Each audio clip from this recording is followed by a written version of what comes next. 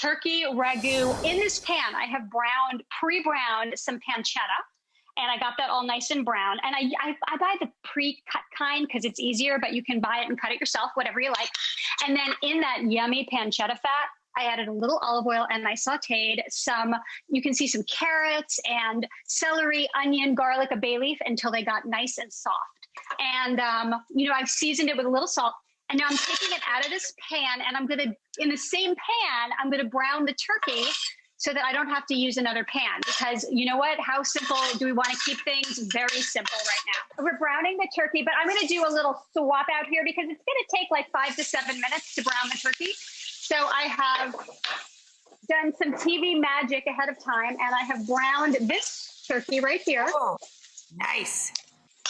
Yep, I'm going to just put that there. Actually, can you see it? Yeah, you can see it. See those brown bits? It looks great. Beautiful brown bits. And that's where your flavor is. Those brown bits have the flavor. And now, I'm just going to season it a little more with salt and pepper. And now I'm going to add some red wine, and I'm going to deglaze it. See, because that red wine is going to pick up all the flavors on the bottom of the pan. It's going to reduce. Yes, all the layers of flavor there. And then I've got my vegetables go right back in. And of course, my pancetta. Can't forget my pancetta. And then just a little bit of tomato. Not too much tomato. This is just one small can of tomato. Right. So like a 14 ounce, not a 28 ounce, guys, like a small can.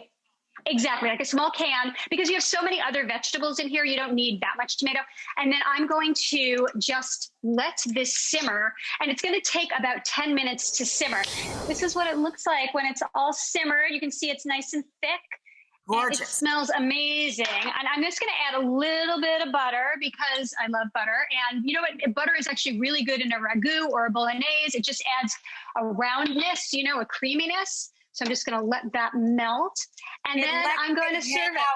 Melissa, my mom always did that. She said it lets it hang out on your tongue, on your palate a little longer. She would always call it glossing the sauce.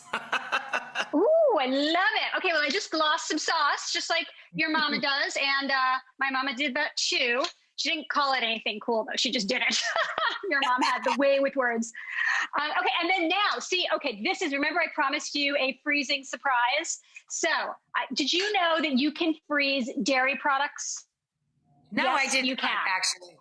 And one of the things I freeze my grated parm all the time. Not my good parm, not the good stuff, but the grated stuff that I'm going to use in cooking.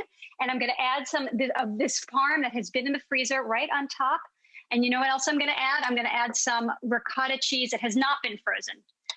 Beautiful. This is beautiful and fresh. And there you go. Yay!